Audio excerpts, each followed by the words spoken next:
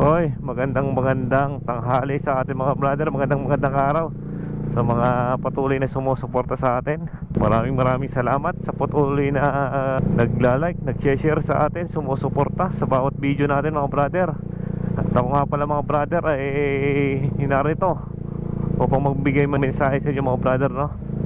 At hingit sa kaalaman nga sa ating grupo ng Team Karipas na mga brother, tayo ay pansamantalang aalis muna tayo ng bansa.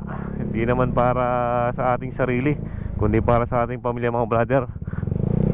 Kung hindi nga lang tayo nangangailangan at nawalan tayo ng trabaho, hindi na sana tayo alis mga brother, no? At alam niyo naman mga brother, napakahirap magtrabaho sa ibang bansa. Mahirap maging OFW. Danas na natin yung mga brother nung mga nakaraang taon. Sa mga nakasubaybay sa atin nung mga una pang mga upload natin mga brother, tsaka yung mga tropa natin sa mga YouTube, mga nanonood sa YouTube natin, alam nyo naman mga brother na tayo dati ay isang OFW sa bansang Saudi Arabia mga brother. Nag-upload tayo ng mga biking videos natin dyan, yung mga pagmemeryenda natin, yung mga pagkain natin sa mga kainan dyan sa Saudi. Talagang tayo ay nag-share, kundi para sa ating mga memories. Tayo ay nag-share lang ng mga video natin nung tayo ay nagtatrabaho sa Saudi Arabia, para lang sa memories natin, hanggang sa nagpatuloy-tuloy nga yung pagbablog natin dito sa Pilipinas, lalo dito sa Batangas. Nag-ride tayo kung saan dito sa Batangas, lalo dito sa atin sa Batangas City. Ayun, ako muna mga brother ay pansamantalang nagpapaalam sa inyo. Babalik tayo mga brother, babalik tayo sa pagbablog, no?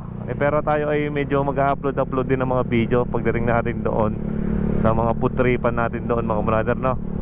Kaya ako'y nagpapasalamat sa mga sumusuporta sa atin mga brother, doon sa mga sumama sa atin. Patuloy nyo akong samahan sa panibagong chapter ng ating pagtatrabaho ngayon.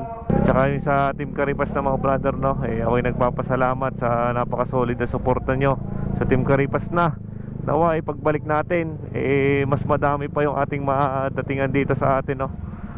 Madami pang membro ng grupo ang ating makilala at makasama sa mga rides. Yan.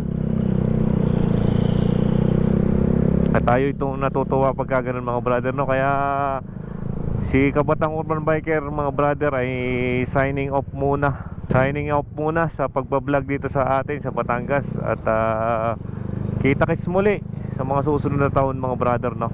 Maraming salamat mga brother. And ride safe palagi sa inyo. God bless.